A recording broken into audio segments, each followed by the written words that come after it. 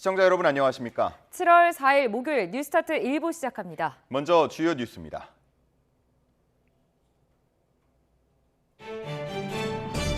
민주당이 추진하는 최상병 특검법이 본회의에 상정되자 국민의힘은 필리버스터, 무제한 토론으로 맞섰습니다. 최상병 특검법은 오늘 국회 본회의에서 표결 처리될 전망입니다. 정부가 소상공인 자영업자에 대한 25조 맞춤형 지원책을 발표했습니다. 윤석열 대통령은 이재명 민주당 전 대표를 겨냥해 재정에 문제가 없다면 1인당 100억씩 주라며 정면으로 비판했습니다. 더불어민주당이 이재명 전 대표를 수사한 검사들에 대한 탄핵소추안을 발의한 데 대해 검사들의 반발이 확산하고 있습니다. 검찰은 수사와 재판을 지연시키지 말라며 국회의 입법 독주를 견제해야 한다고 비판했습니다. 서울 아산병원 교수들이 오늘부터 당초 예고했던 무기한 휴진 대신 진료 축소에 나서기로 했습니다. 환자 단체들은 의사 집단 휴진 철회를 요구하는 집회를 진행합니다.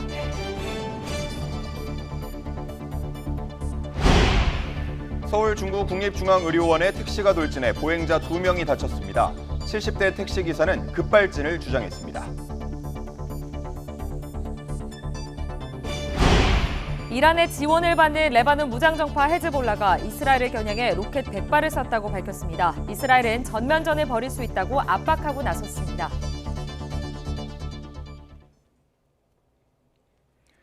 더불어민주당이 주도하는 최상병 특검법이 오늘 국회 본회의에서 표결 처리될 전망입니다. 앞서 우원식 국회의장이 어제 최상병 특검법을 상정하면서 국민의힘은 필리버스터, 무제한 토론에 돌입했고 이에 민주당은 무제한 토론 종결 동의서를 제출했습니다. 야권이 토론 종료 요건인 제적 5분의 3, 180석 이상 의석을 가진 만큼 오늘 오후 표결을 거쳐 필리버스터를 종료하고 특검법을 처리할 것으로 예상됩니다. 정부가 1,056조 대출을 안고 있으면서 고금리와 고물가에 직격탄을 맞고 있는 소상공인 자영업자를 위해 25조 원 규모 재정과 세제 지원 대책을 마련했습니다. 정부는 올해 하반기부터 정책자금과 보증부 대출 상환 기간을 최대 5년까지 연장하고 저금리 대출로 전환하는 등 82만 명 이상을 대상으로 하는 금융 지원에 14조 원을 투입할 계획입니다. 또 정부 부처 합동으로 배달앱 수수료 문제를 집중적으로 들여다보고 내년부터 영세 소상공인 배달료를 지원합니다. 윤석열 대통령이 하반기 경제정책 방향 회의를 주재한 자리에서 이재명 더불어민주당 전 대표의 전국민 25만 원 지원법 공약을 겨냥해 재정에 문제가 없다면 1인당 100억 원씩 줘도 되는 거 아니냐고 말했습니다. 건전 재정 기조의 필요성을 강조한 것으로 해석되는데 정부는 현금 나눠주기가 아닌 맞춤형 소상공인 대책을 마련하겠다고 밝혔습니다. 대통령 발언 직접 들어보시죠. 재정이라는 게 대차대조표의 대변 차변이 일치되는 거랑 문제 없다는 식으로 막 얘기를 했습니다. 아니 그럴 것 같으면 왜 25만 원만 줍니까? 국민 1인당 한 10억씩, 한 100억씩 줘도 되는 거 아니에요? 그렇게 되면 어떤 결과가 나오는지 뻔한 거 아니겠습니까?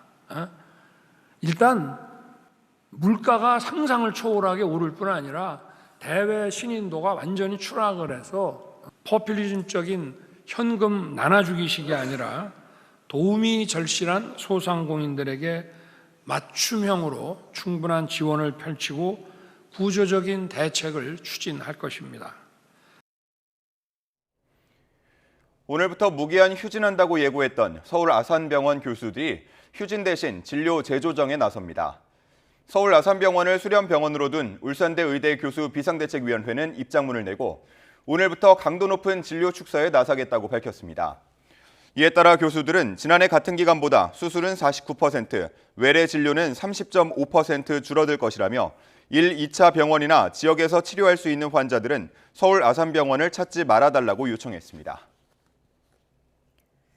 의사들의 집단 행동에 반대하는 환자 단체들이 도심 집회를 진행합니다. 한국환자단체연합회 등 92개 환자단체는 오늘 오전 서울 보신각에서 의사 집단 휴진 철회 및 재발방지법 제정 촉구대회를 엽니다. 이들은 전공의 집단 사직으로 시작된 의료 공백 사태가 130일을 넘겼다며 필요한 때 의료적 처치를 받지 못해 발생하는 피해와 불안을 더는 참을 수 없다고 강조할 예정입니다. 더불어민주당이 이재명 전 대표의 형사사건을 수사한 검사들에 대한 탄핵소추안을 발의한 데 대해 검사들의 반발이 확산하고 있습니다. 지난 2년간 서울중앙지검장을 역임하며 이 전 대표 수사를 지휘했던 송경호 부산고등검찰청장은 검찰 내부망인 이프로스에 실무를 담당한 후배 검사 대신 자신을 탄핵하라고 글을 올렸습니다. 대검찰청이 어제 이원석 검찰총장의 기자회견 발언 요지 등을 정리한 게시글에는 현직 검사장 등 댓글 150여 개가 달렸습니다. 검찰 퇴직자들의 모임인 검찰동우회도 입장을 내고 민주당의 탄핵안은 파렴치한 검찰 말살, 검사 겁박 행태라며 즉각 철회하라고 요구했습니다. 어제 오후 5시 20분쯤 서울 중구에 있는 국립중앙의료원 응급실 앞 주차장에서 택시가 돌진하는 사고가 발생했습니다. 이 사고로 보행자 3명이 다친 것으로 파악됐는데 한 명은 병원으로 옮겨져 치료를 받고 있습니다. 소방 관계자는 택시기사가 급발진을 주장했다고 밝혔습니다. 이란의 지원을 받는 레바논 무장정파 헤즈볼라가 또 한 번 이스라엘을 겨냥해 100발의 로켓을 퍼부으면서 전면전 위기를 고조시켰습니다. 헤즈볼라는 현지 시간 3일 성명을 통해 적의 공격과 암살에 대한 대응의 일부로 로켓 100발을 이스라엘에 병합된 골란 고원의 2개 지역에 발사했다고 말했습니다. 하지만 이스라엘군은 대부분의 로켓이 공터에 떨어져 피해가 없었다고 주장했습니다.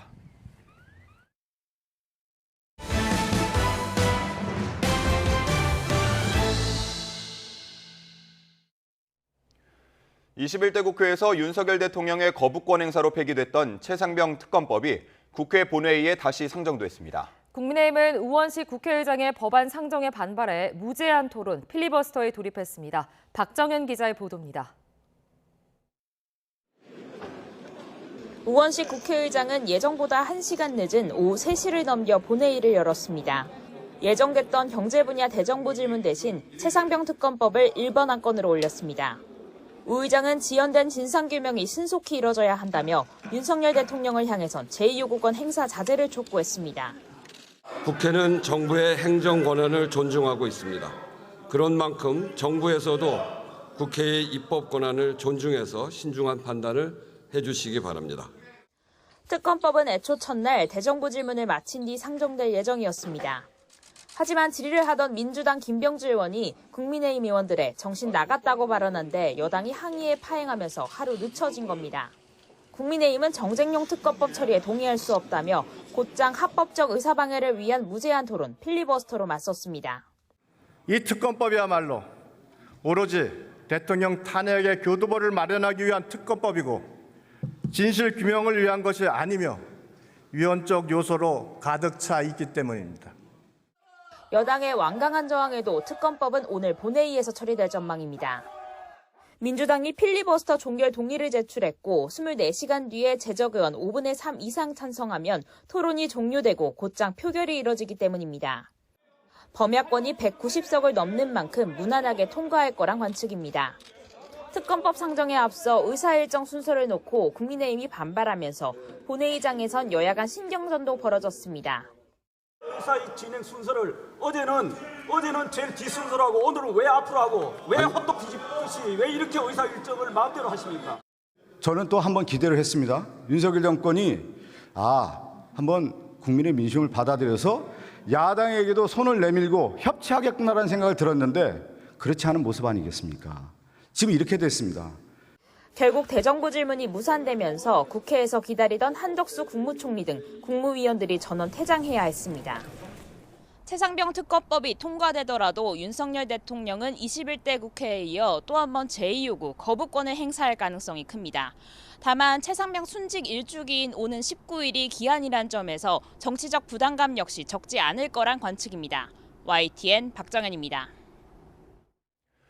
22대 국회의 첫 대정부 질문이 파행을 빚고 대치를 이어가는 과정에서 상대 당에 대한 존중과 경청이 전례 없이 실종된 듯한 장면이 여럿 연출됐습니다. 막말과 고성이 터져나왔고 상호 품격을 지켜온 언행들은 자취를 감췄습니다. 손효정 기자입니다.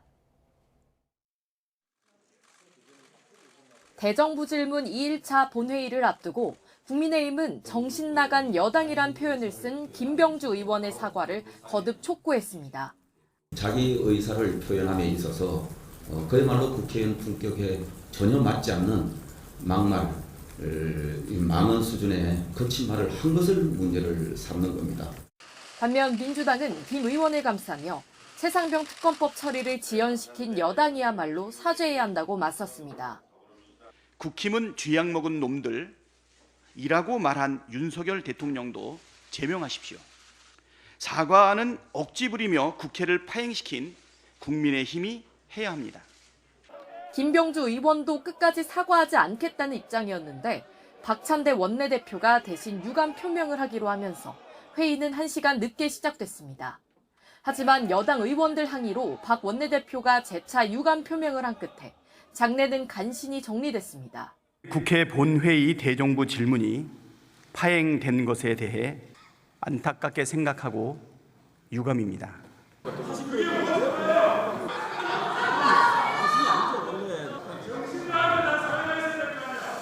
발언에 대해서 조금 보완하시겠다고 하니까 대정부 질문 중에 있었던 여러 공방 중에 우리 당 의원의 거친 언사에 대해서 유감을 표하는 바입니다. 이상입니다. 최상병 특검 상정에 앞서 국민의힘은 민주당의 강행 처리를 규탄했는데 야유하는 듯한 답변이 한 목소리로 터져나오기도 했습니다. 국민께 이렇게 22대 국회를 만들어가고 있다고 떳떳이 말씀하실 수 있으세요? 민주당 이름 앞에 더불어라는 말을 붙일 수 있습니까? 특검 처리 항의 차원에서 돌입한 여당의 필리버스터, 관례이자 상호 존중의 취지로 건넸던 토론자와 국회의장 간 인사도 생략됐습니다. 유상범 의원 나오셔서 토론해 주시기 바랍니다. 저한테 인사 안 하시나요? 인사 받으실 수 많고 행동만 해주시면 인사할 거예요. 그러면 인사하셔야지. 그렇게 생각하세요? 저는 그렇게 생각 안 해요. 국회의장의 제지에도 다른 당 의원을 겨냥한 고성과 항의는 본회의 내내 이어졌습니다. 상호 예의와 경청의 문화는 사라지고 대립과 갈등만 거듭되는 정치권의 현 주소를 적나라하게 드러냈다는 지적도 나옵니다. YTN 손효정입니다. 윤석열 대통령이 이재명표 지원금으로 불리는 1인당 25만 원 지급 법안에 대해 차라리 100억 원씩 주라며 정면으로 비판했습니다. 이런 가운데 대통령실에선 특검법 추진과 100만 명을 넘긴 탄핵 청원 등을 두고 쿠데타란 말까지 나왔습니다. 권남기 기자입니다. 윤석열 대통령이 국회 입법 절차에 오른 1인당 25만 원 지원금 법안을 거세게 비판했습니다. 하반기 경제정책 방향 회의 자리에서 건전 재정을 강조하다 25만 원이 문제없다면 아예 100억 원씩 주라고 얘기한 겁니다. 민주당 이재명 전 대표의 총선 공약이기도 한 민생회복 지원금법은 상임위에 상정된 상태입니다. 아니 그럴 것 같으면 왜 25만 원만 줍니까? 국민 1인당 한 10억씩, 한 100억씩 줘도 되는 거 아니에요? 과도한 지원금이 지급될 때 예상되는 부작용도 조목조목 지적했습니다. 물가가 상상을 초월하게 오를 뿐 아니라 대외 신인도가 완전히 추락을 해서 대한민국 기업들이 밖에서 활동을 할 수도 없을 뿐 아니라 전날까지 갈등과 대결에 정치는 안 된다던 윤 대통령이 하루 만에 생방송으로 사실상 민주당을 정면으로 비판한 건 국회 상황을 그냥 두고 볼 수 없다는 생각이 깔린 거로 보입니다. 야권이 밀어붙이는 최상병 특검법과 방송사법으로 조만간 거부권 행사가 20건에 달할 전망인 가운데 이 전 대표 수사 검사 등을 상대로 탄핵안이 발의됐고 방통위원장은 탄핵 전 스스로 사퇴를 선택했습니다. 여기에 윤 대통령 탄핵 청원이 100만 명을 넘기며 야당의 공세는 더욱 거세지게 생겼습니다. 총선 결과를 받아들고서도 정신을 못 차리더니 국민의 탄핵 청원 공참 물결을 보고서도 아직 정신을 차릴 생각이 없어 보입니다. 대통령실에선 이 같은 정국을 두고 정치 쿠데타의 시작이 아니냐는 말까지 나왔습니다. 대통령실 고위 관계자는 거부권 행사 유도와 탄핵 청원 등이 이어지고 있다며 민주당은 반문명적 헌정 파괴 시도와 폭력적 입법 쿠데타를 즉각 중단해야 한다고 말했습니다. 거부권 정국의 반복이나 탄핵 공세로 인해 국정 동력이 약화할 우려가 커지자 대통령실도 정면 대응 기조를 선택한 것으로 보입니다. YTN 권남기입니다. 전면 휴진을 예고했던 서울 아산병원 교수들이 오늘부터 정부 정책에 변화가 있을 때까지 진료 축소에 나섭니다. 정부는 미복귀 전공의에 대한 대응 방안을 조만간 발표할 예정인데 5개월째에 접어든 의정 갈등 사태는 좀처럼 해결의 기미를 찾지 못하고 있습니다. 백종규 기자입니다. 이른바 빅5 병원 가운데 한 곳인 서울 아산병원을 수련병원으로 둔 울산대 의대 교수들이 진료 축소 카드를 꺼내들었습니다. 예고했던 무기한 휴진 대신 자율적인 진료 재조정에 나서기로 한 겁니다. 교수 비대위는 입장문에서 의료 붕괴가 시작되는 국가 비상 상황에서 선별적이고 강도 높은 진료 축소와 재조정을 통해 중증이나 응급, 희귀 난치성 질환 진료에 집중하기로 했다고 밝혔습니다. 환자 피해라는 부정적 여론 탓에 전면 휴진이 쉽지 않다는 판단에 따라 장기전 체제로 바꿔 정부를 압박할 것으로 보입니다. 이에 따라 비대위는 주요 수술은 지난해 같은 기간보다 49%, 외래 진료는 30.5% 줄어들 것이라며 1, 2차 병원이나 지역에서 치료할 수 있는 경증 환자들은 서울 아산병원을 찾지 말 것을 당부했습니다. 그러면서 정부의 폭력적인 의료정책 추진으로 촉발된 의료 현장의 혼란을 최소화하기 위한 불가피한 선택이라고 항변했습니다. 또 정부를 향해 전공의들의 정당한 권리를 보장하고 신뢰를 회복할 수 있는 조치를 마련할 것을 촉구했습니다. 의료 공백 상황이 이어지는 가운데 정부는 미복귀 전공의 설득을 고심하고 있습니다. 지난 1일 기준 전공의 근무율이 8%에 미치지 못하는 상황에서 정부는 전공의들이 복귀한다면 정상적으로 수련을 이어갈 수 있도록 보호하겠다며 복귀 여부를 결정하라고 요구하고 있습니다. 하반기 전공의 모집을 위해 하직 여부를 확정하는 시점이 임박했기 때문인데 조만간 대응 방안을 발표할 예정입니다. 정부는 이와 함께 이면택 회장 등 대한의사협회 지도부 7명에게 집단행동 금지 명령을 공시 송달하는 등 의협을 향한 압박 수위를 높이고 있습니다. YTN 백종규입니다. 서울 중구 국립중앙의료원에 택시가 돌진해 보행자 2명이 다쳤습니다. 70대 택시기사는 급발진을 주장했고 경찰은 국립과학수사연구원에 차량 감정을 의뢰한다는 계획입니다. 유서연 기자가 보도합니다. 주황색 택시가 다른 차량 사이로 돌진합니다. 행인을 친 뒤 나무까지 들이받고서야 멈춰섭니다. 서울 중구 국립중앙의료원에서 사고가 난 건 오후 5시 20분쯤. 70살 A씨가 몰던 택시가 후진하며 구급차를 들이받은 뒤 다시 앞으로 가는 과정에서 다른 차량 4대와 보행자 2명을 친 겁니다. 근데 이 차가 이제 여기를 박은 다음에 이 사이를 콱 박으면서 이 사람들 몇 명을 이렇게 깔려버린 거예요. 그래서 제가 이제 여기 친구들이 여기 서 있다가 너무 무서워서 그때 사고가 생각이 나서. 보행자들은 다행히 생명에 지장은 없는 것으로 파악됐고 또 다른 시민 1명은 구호 조치를 하다가 손에 찰과상을 입었습니다. 사고를 낸 택시입니다. 차량 앞 범퍼는 너덜너덜해졌고 사이드미러는 떨어져 나갔습니다. 사고 충격으로 콘크리트 타일로 된 병원 응급실 벽면도 부서졌습니다. 이 병원은 얼마 전 시청역 역주행 사고로 숨진 공무원이 안치된 곳입니다. 사고 장소 인근에는 유족 차량이 주차되어 있었던 것으로 파악됐습니다. 음주 측정 결과 A씨는 술을 마신 상태는 아니었던 것으로 조사됐습니다.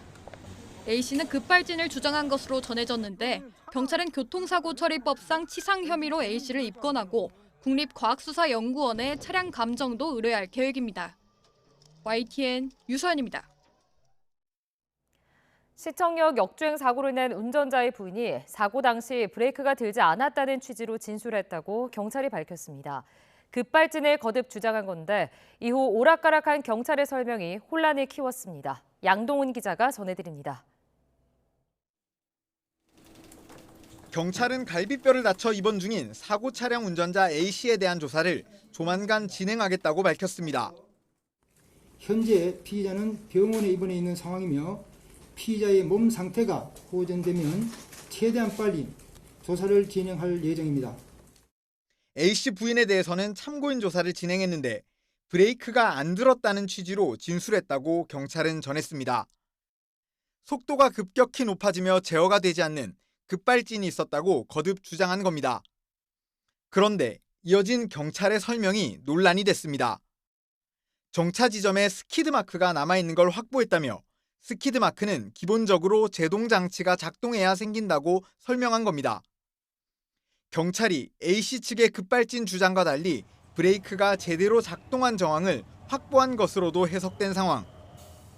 급발진이냐 운전부주의냐 의견이 맞서는 만큼 경찰의 발표에 관심이 집중될 수밖에 없었습니다. 그런데 이후 경찰은 스키드 마크가 아니라 부동액이나 엔진오일, 냉각수 때문에 생긴 유류물 자국을 착각했다며 정정을 요청했습니다.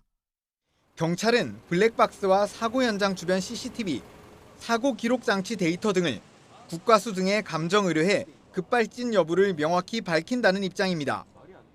앞서 경찰은 급발진은 피의자의 진술뿐이라며 신중한 입장을 보이기도 했습니다. 하지만 오락가락한 경찰 발표가 사건을 둘러싼 여러 루머가 떠도는 상황에서 오히려 혼란을 키웠다는 지적을 피할 수 없어 보입니다. YTN 양동훈입니다.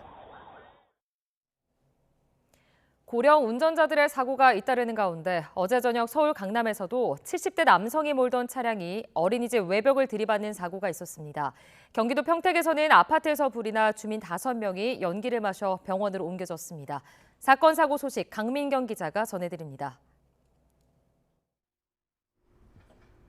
연두색 벽면에 무언가 긁고 지나간 흔적이 선명합니다. 바닥에는 급정거 흔적인 스키드 마크가 뚜렷이 남아 있습니다. 어제 저녁 7시 반쯤 70대 남성이 몰던 승용차가 서울 윤현동 골목에 주차된 차량과 어린이집 외벽을 들이받았습니다. 사고 당시 어린이집은 비어 있었고 보행자도 없었습니다. 운전자와 옆에 타고 있던 아내는 병원으로 옮겨졌는데 음주운전은 아니었던 걸로 조사됐습니다. 아파트 창문 곳곳에서 회색 연기가 솟구치고 복도엔 비상등이 켜져 있습니다. 어제 저녁 7시 10분쯤 경기도 평택시 포승읍의 12층짜리 아파트에서 불이 났습니다.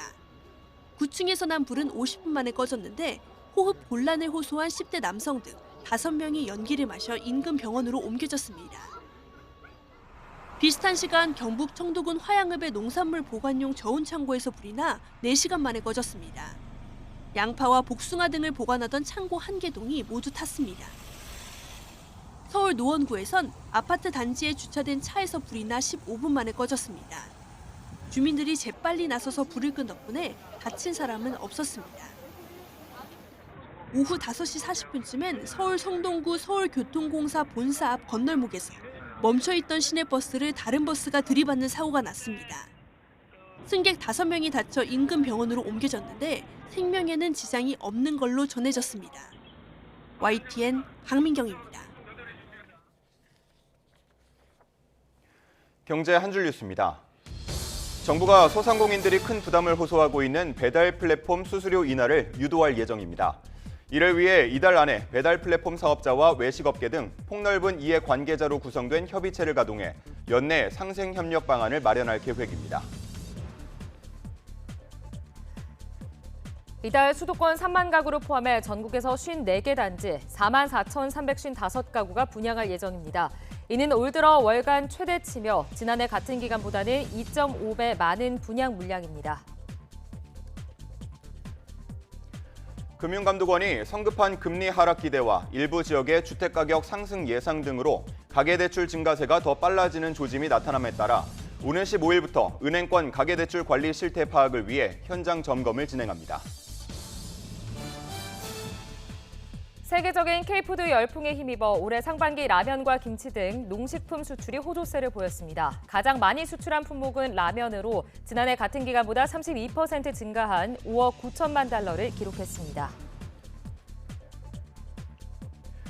지난달 말 기준 외환 보유액이 4,122억 1천만 달러로 한 달 전보다 6억 2천만 달러 줄어들면서 석 달 연속 내림세를 이어갔습니다.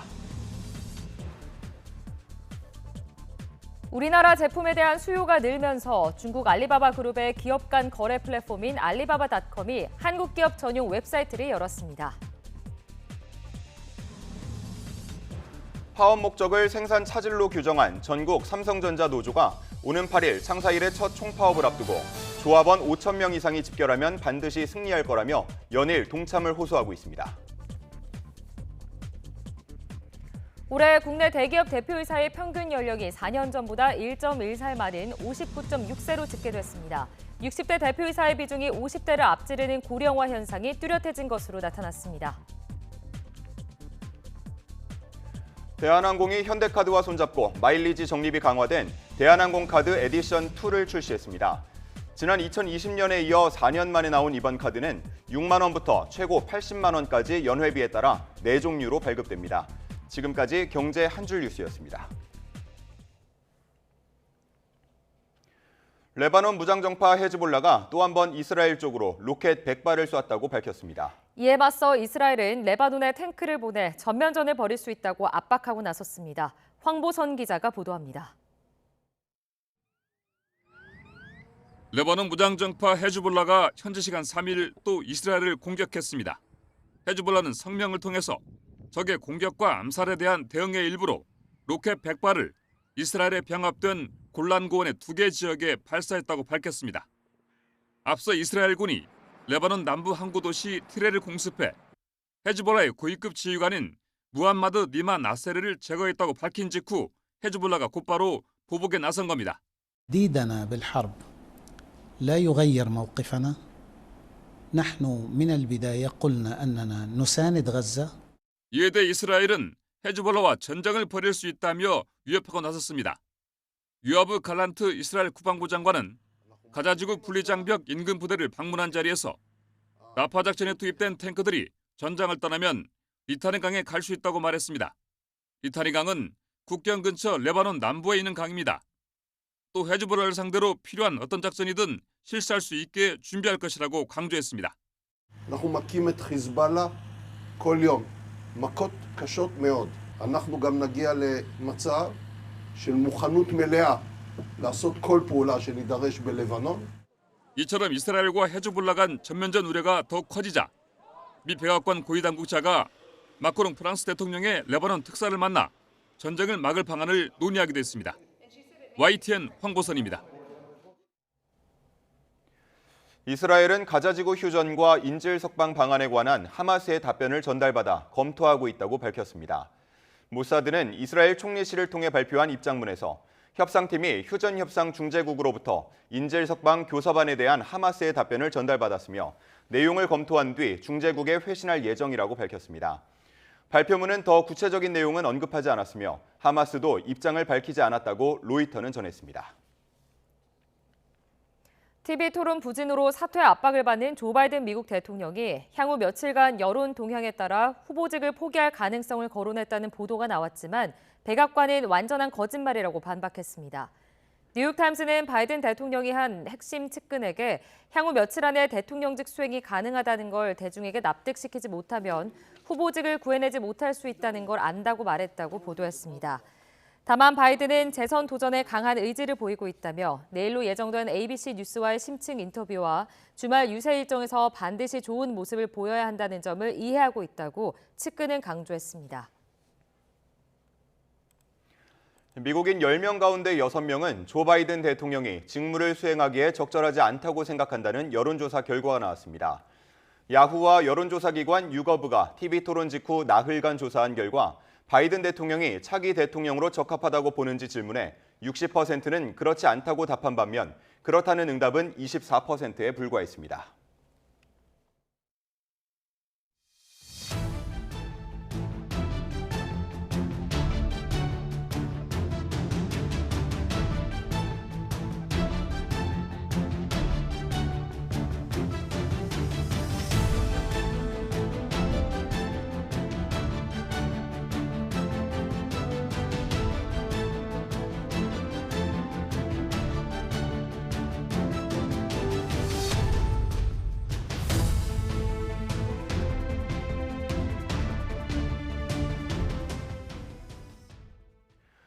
정부가 역동경제 로드맵과 하반기 경제정책 방향을 발표했습니다.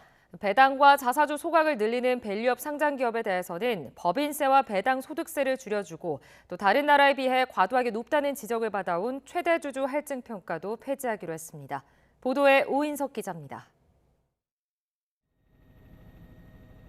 주요국과 비교해 국내 상장기업의 배당 성향은 낮고 자사주를 통한 주주 환원도 미미하다고 정부는 밝혔습니다. 이에 따라 자본시장 선진화를 위해 상장기업 밸류업의 가속화가 필요하다고 판단하고 세제 지원에 나서기로 했습니다. 정부는 밸류업 공시기업이 배당과 자사주 소각 등 주주 환원 증가 금액이 직전 3년 대비 5%를 넘으면 초과분에 대해 법인세를 5% 세액 공제해 주기로 했습니다. 또 개인 주주의 배당 증가 금액엔 저율 분리 과세를 적용하기로 했습니다. 이에 따라 배당 소득이 1,200만 원인 경우 10만 원이 2,200만 원은 세 부담이 20만 원 절감됩니다. 3년 한시적으로 적용할 예정인데 법 개정이 필요합니다. OECD 회원국 가운데 유일하게 최대 주주의 20%의 경영권 프리미엄이 적용되는 최대 주주 할증 평가도 폐지됩니다. 국내 상속세 최고 세율은 프랑스와 미국, 핀란드, 이탈리아 등 다른 OECD 국가들과 비교해 가장 높습니다. 또 밸류업 기업의 가업 상속 공제 대상이 중소 중견기업 전체로 확대되고 한도도 1,200억 원으로 2배 늘어납니다. 주주환원 증가에 대한 법인세 세액 공제와 배당 증가 금액 등에 대한 저율 분리과세를 추진하고 가업상속 공제도 확대하겠습니다. 정부는 하반기에 물가와 성장 등 지표 개선에도 불구하고 체감 경기 어려움은 지속될 것으로 전망하면서 취약 부분의 민생 안정에 주력하기로 했습니다. 소상공인과 서민 지원에 1조 원의 긴급 민생 안정 자금을 투입하고 농산물 할인 지원과 에너지 바우처 등 물가 관리와 생계비 부담 경감을 위해 5조 6천억이 지원됩니다. 하반기 공공요금은 원가 절감 등을 통해 인상 요인을 최소화하고 2학기 학자금 대출 금리는 동결됩니다. 또 임대료 안정에 기여하는 상생 임대인 제도는 2년 연장됩니다. 정부는 수출 회복세에 힘입어 올해 우리 경제가 2.6% 성장할 것으로 전망했습니다. 애초 전망치보다 0.4%포인트를 높였습니다. 소비자 물가 상승률은 연간 2.6%로 기존 전망치를 유지했습니다. YTN 오인석입니다. 정부가 역동경제 로드맵에서 요일제 공휴일 도입을 검토하겠다고 밝혔습니다. 쉴 때 제대로 쉬고 경기 활성화도 꾀하겠다는 건데 어떤 제도인지 이승은 기자가 보도합니다. 미국에는 월요일 공휴일법이 있습니다. 이에 따라 5월 30일 메모리얼 데이가 5월 마지막 월요일로 바뀌어서 매년 연휴가 됐습니다. 일본도 해피먼데이 제도를 도입해서 성인의 날과 경로의 날 등을 특정 날짜가 아닌 월요일로 지정했습니다. 그만큼 황금 연휴가 늘어났습니다. 징검다리 연휴나 주 중간에 딱 낀 공휴일보다 휴식의 효율성이 높게 됐습니다. 정부는 선진형 근무 휴식 시스템을 만들어 노동 생산성을 높이고 내수도 활성화하겠다며 이르면 2026년부터 요일제 공휴일 도입을 검토하겠다고 밝혔습니다. 일생활 균형을 위해서도 노력하겠습니다. 특히 지금 휴일제 같은 경우가 우리나라는 해외와 달리 요일제가 아니고 특정 일자로 되어 있는데 이것들을 재검토해서 대체 휴일제를 확대하거나 아니면 요일제 공휴일을 확대하는 방안을 검토하겠습니다. 요일제 공휴일 관련 법안은 국회에서 여러 번 발의됐지만 본래의 공휴일이 가진 의미를 잃게 한다는 반발 등이 있어 통과되지 못했습니다. 정부는 해당 날짜의 역사적 배경이 약한 어린이날과 현충일 등을 월요일로 바꾸는 것부터 시작해 국민적 공감대를 확보해 나갈 방침입니다. YTN 이승은입니다.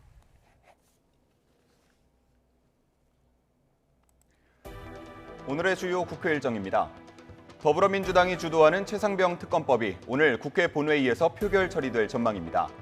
앞서 우원식 국회의장이 어제 최상병 특검법을 상정하면서 국민의힘은 필리버스터, 무제한 토론에 돌입했고 이에 민주당은 무제한 토론 종결 동의서를 제출했습니다. 야권이 토론 종료 요건인 제적 5분의 3, 180석 이상 의석을 가진 만큼 오늘 오후 표결을 거쳐 필리버스터를 종료하고 특검법을 처리할 것으로 예상됩니다. 민주당은 특검법이 통과되면 곧바로 교육, 사회, 문화 분야 대정부 질문 안건을 추가 상정해 회의를 진행하겠다는 방침입니다. 국민의힘 나경원, 원희룡, 한동훈 당대표 후보가 인천에서 열리는 국내 최대 보수단체인 한국자유총연맹 70주년 기념식에 참석합니다. 이들은 각자 차기 당대표 적임자임을 강조하며 핵심 보수 지지층 표심 잡기에 나선다는 계획입니다. 나 후보는 또 김태흠 충남지사, 이장우 대전시장을 잇따라 만나고 원희룡, 한동훈 후보는 유정복 인천시장과 각자 만나며 접촉면을 넓힙니다. 윤상현 후보는 이틀 연속 의성, 영천, 경주, 포항 등 대구, 경북 지역을 찾아 당원들에게 지지를 호소할 예정입니다. 23명이 희생된 화성 공장 화재가 일어난 뒤 경기도가 피해자와 유가족에 대한 긴급 생계 지원에 나섰습니다. 다만 유가족들은 생계비도 중요하지만 진상조사 과정을 공유해달라고 정부에 촉구했습니다. 표정우 기자가 보도합니다. 경기도는 31명의 사상자를 낸 리튬 전지공장 화재 사고를 사회적 참사로 규정했습니다. 지방자치단체로는 처음으로 사회적 참사에 대해 피해자와 유족에게 긴급 생계 안정 지원을 결정했습니다. 경기도청 직원과 유가족분들을 1대1 매칭으로 지원하면서 의견을 듣고 접수한 유가족분들의 가장 큰 어려움은 바로 생계 문제였습니다. 안타깝게 숨진 희생자 23명에게 3개월 동안 550만 원을 지급하기로 했는데 한 달 평균 183만 원입니다. 유가족들은 그러나 반쪽짜리 대책이라며 아쉬움을 드러냈습니다. 참사가 발생한 뒤 열흘 동안 진상규명이 어떻게 이뤄지고 있는지 아무것도 알지 못한다는 겁니다. 그러면서 가족들이 비명 속에서 쓰러져간 이유를 알 수 있도록 해달라고 호소했습니다. 오늘처럼 무슨 백서만 낸다 이런 계획이 아니라 밝혀내고 파악한 거 이렇게 유가족들한테 보고하고 그럴 의무가 있거든요. 진상규명의 열쇠를 쥐고 있는 경찰은 유가족들에게 수사 진행 상황을 일부 제공하는 방안을 검토 중인 것으로 파악됐습니다. 다만 매일같이 수사 보안 사항을 유가족에게 알리는 것은 어렵다며 적절한 방안을 고민하고 있다고 설명했습니다. 동시에 경찰은 아리셀이 공장 구조를 불법 변경했는지 참사가 커진 이유는 무엇인지 중점적으로 들여다보고 있습니다. YTN 표정우입니다. 아리셀 공장 화재 사고 희생자 가운데 처음으로 산재로 인한 유족 보상 신청이 승인됐습니다. 근로복지공단은 아리셀 공장 화재 사망자 가운데 한 명의 유가족이 제출한 유족급여 신청에 대해 승인 완료했다며 첫 달 유족연급이 지급됐다고 밝혔습니다. 중국 시커머스 알테쉬는 우리 산업뿐 아니라 소비자의 안전도 위협하고 있습니다. 싼 값을 앞세워 팔아치우기만 할 뿐 환불이나 반품 등 기본적인 소비자 보호 조치가 없는 건 물론 치명적인 화학 물질로 범벅되거나 안전장치도 없는 물건들이 국내로 쏟아지고 있습니다. 김연아 기자가 보도합니다. 어린이 제품 10개 중에 4개는 유해한 화학물질 덩어리라서 바다 건너 20일 만에 도착한 택배 봉투는 텅 비어 있었습니다. 크림을 구매했다가 피부가 괴사하는 사례가 10개 가운데 9개는 국내 안전 기준에도 크게 못 미쳤습니다. 헐값에 가까운 극초저가로 무장한 알리와 테무가 한국에 본격 진출한 지 1년. 이용자는 7배 넘게 늘었지만 동시에 소비자 피해도 쏟아지고 있습니다. 연락이 계속 안 되니까 분쟁 신청을 했는데 알리에서 치자 부품 가격만큼만 1,000원이었나?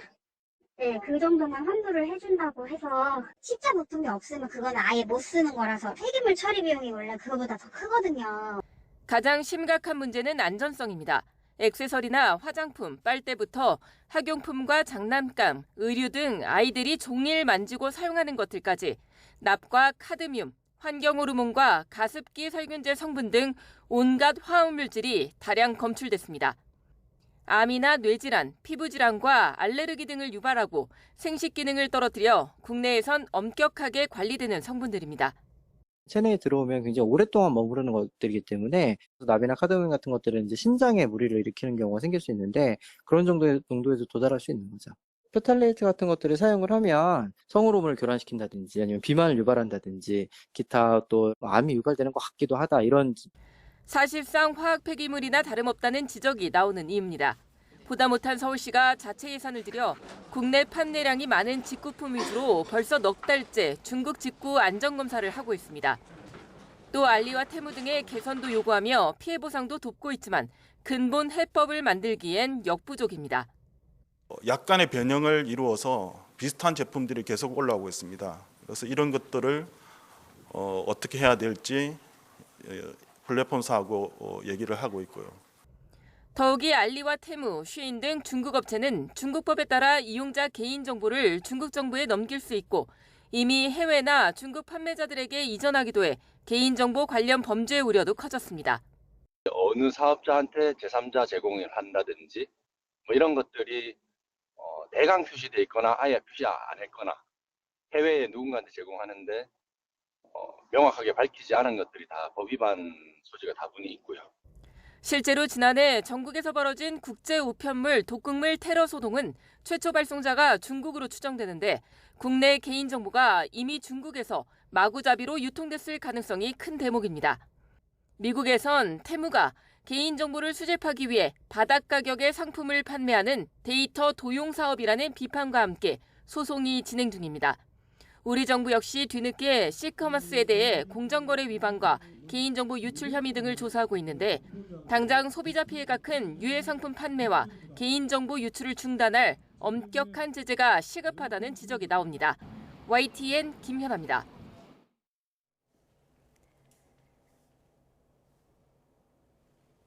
(7월 4일) 목요일 미리 보는 오늘입니다. 최저임금위원회가 오늘부터 내년도 최저임금 인상폭에 대한 본격적인 논의를 시작합니다.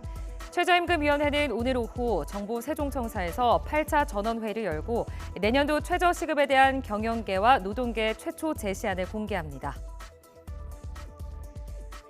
한국노총 산하 레미콘 운송노조 수도권 본부가 오늘부터 집단 휴업을 풀고 정상 운행에 들어갑니다. 노조는 일단 업무를 재개한 뒤 수도권 14개 권역별로 해당 사측과 운송비 협상을 열자는 레미콘 제조사들의 입장을 받아들여 정상 운행하기로 했다고 밝혔습니다. 의사들의 집단 행동에 반대하는 한국환자단체연합회 등 92개 환자단체가 오늘 오전 서울 보신각에서 도심 집회를 진행합니다. 이들은 전공의의 집단 사직으로 시작된 의료 공백 사태가 130일을 넘겼다며 필요한 때 의료적 처치를 받지 못해 발생하는 피해와 불안을 더는 참을 수 없다고 강조할 예정입니다. 지금까지 미리 보는 오늘이었습니다. 미래에셋 박현주 회장이 전 세계 학자와 전문가로 구성된 국제경영학회가 시상하는 올해 국제 최고 경영자상을 수상했습니다. 한국 기업인으로는 두 번째이고 아시아 금융인으로는 최초의 수상입니다. 류환홍 기자가 보도합니다. 3만 5천 명의 회원을 보유한 AIB 국제경영학회가 28년 만에 서울에서 컨퍼런스를 개최했습니다. 서울 개최 이유는 이 학회가 매년 수여하는 국제 최고 경영자상 수상자가 한국인인 박현주 미래에셋그룹 회장이기 때문입니다. 박 회장은 증권사 직원으로 출발해 1998년 자본금 100억 원으로 창업해 26년 만에 자산 23조 원의 금융그룹을 일궈낸 입지전적 인물입니다. 박 회장은 우리 금융 발전을 위해선 세계시장 진출이 필수라는 신념을 전파한 인물로도 유명합니다.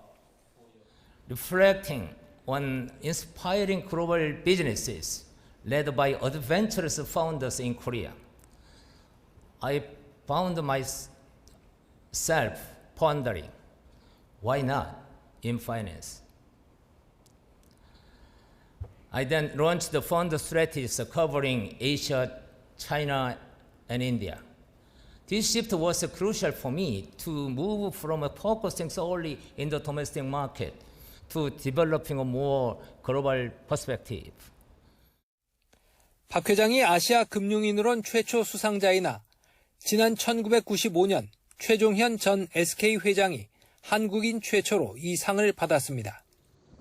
아시아 기업인 중에선 모리타 아키오 소니 회장이 지난 1983년 이 상을 받기도 했습니다. AIB는 박 회장이 세계 경영으로 이룬 탁월한 업적을 높이 평가했다고 선정 이유를 밝혔습니다.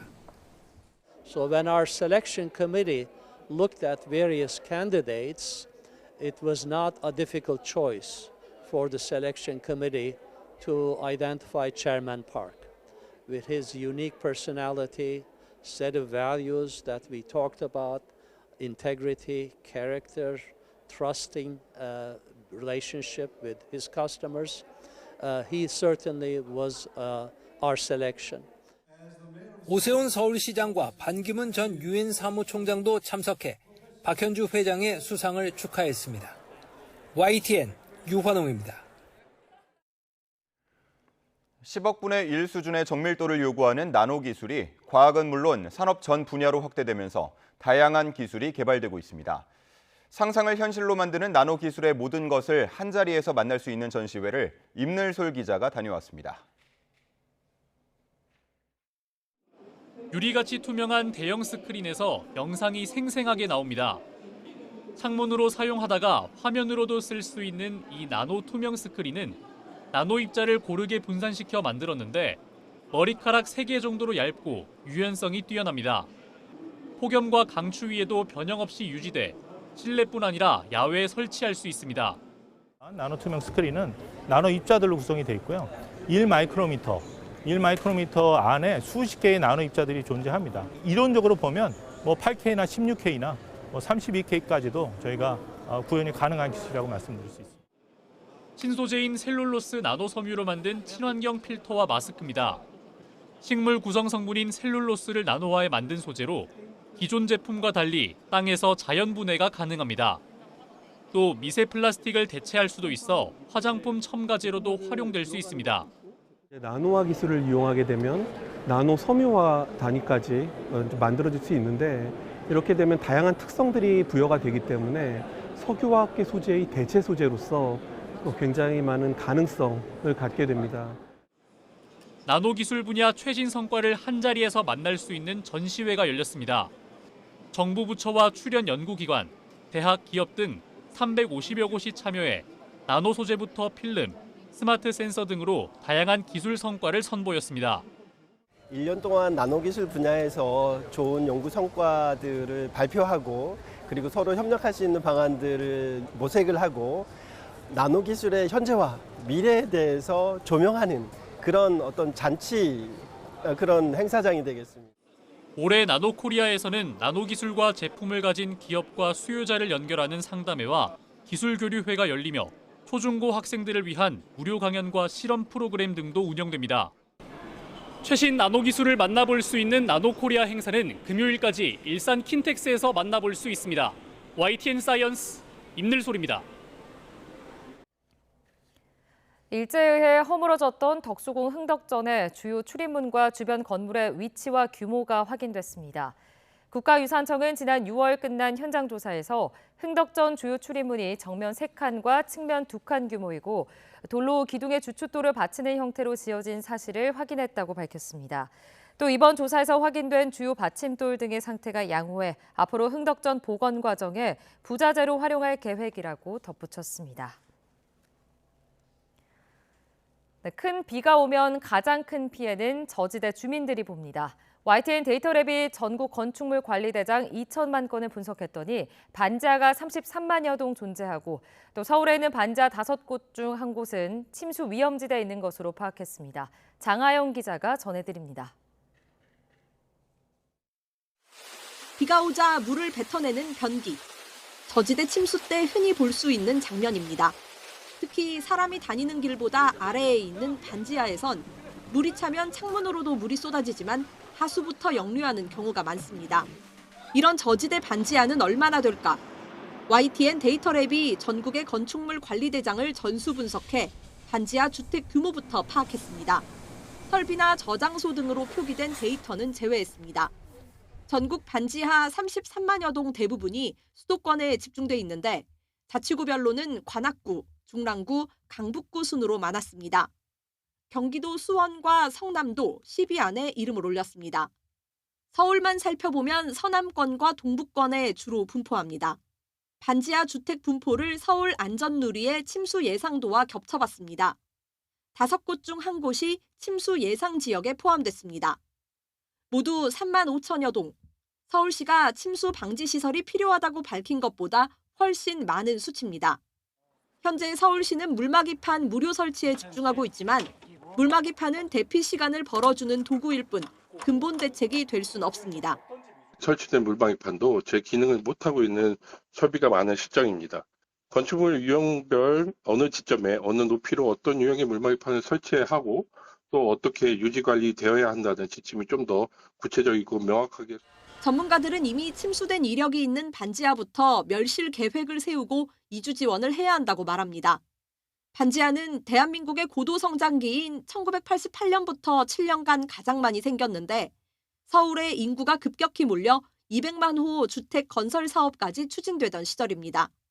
서울 반지하의 10곳 중 9곳이 20년 이상 된 노후주택입니다. 1988년 시작한 천만 서울은 3년 전에 깨졌지만 시절의 산물인 반지하는 여전히 침수 사각지대에 남아 있습니다. YTN 장하영입니다. 오늘도 낮 동안에는 습도 높은 무더위가 기승을 부리겠습니다. 늦은 오후에는 중부지방부터 장맛비가 다시 시작되겠고 밤사이 곳곳에 집중호우가 쏟아질 전망입니다. 자세한 날씨 알아보겠습니다. 원희다 캐스터. 네, 기상센터입니다. 네, 어제 남부지방에는 폭염특보가 다시 내려졌는데 오늘도 많이 덥다고요? 네, 오늘도 기온과 습도가 모두 높아서 체감하는 더위가 심하겠습니다. 나오실 때 시원한 옷차림 하셔야겠는데요. 오늘 서울이 한낮에 30도, 폭염특보가 내려진 대구는 34도까지 치솟겠습니다. 지난 밤 사이에도 곳곳에서 열대야나 열대야 수준의 밤더위가 나타났습니다. 현재 서울 기온은 23.5도, 강릉 27.2도를 나타내고 있습니다. 오늘 낮 기온은 어제와 비슷하거나 조금 높겠습니다. 서울 30도, 대전 31도, 광주 32도까지 오르겠습니다. 네, 지금은 장마가 소강 상태를 보이고 있는데 비가 언제 다시 시작되는 건가요? 네, 우선 오늘 낮 동안에는 하늘빛이 흐리기만 하겠습니다. 다만 아침까지 해안가를 중심으로는 안개가 짙게 끼겠고요. 제주도와 일부 남부지방은 남풍의 영향으로 가끔 비가 내리겠습니다.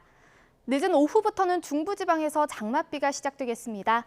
밤에는 경북 북부까지, 내일은 전국으로 비가 확대될 전망입니다. 내일까지 예상되는 비의 양은 경기 남부와 충청, 전북에 최고 100에서 150mm 이상의 폭우가 쏟아지겠습니다. 특히 이들 지역에는 시간당 최고 50mm 안팎의 강한 비가 예상됩니다. 호우 피해가 발생하지 않도록 각별히 유의하시기 바랍니다. 예, 다가오는 주말에도 장맛비가 계속될까요? 네, 당분간은 장마 전선이 남북을 오르내리며 주기적으로 비를 뿌리겠습니다. 내일 오후에는 비가 잠시 소강 상태에 들겠지만 주말에는 또다시 강하고 많은 비가 내릴 가능성이 있겠습니다. 앞으로 발표되는 최신 기상 정보를 잘 확인해 주시기 바랍니다. 지금까지 기상센터였습니다. 이상으로 뉴스타트 1부 마칩니다. 잠시 후 2부가 이어집니다. 시청해 주신 여러분 고맙습니다.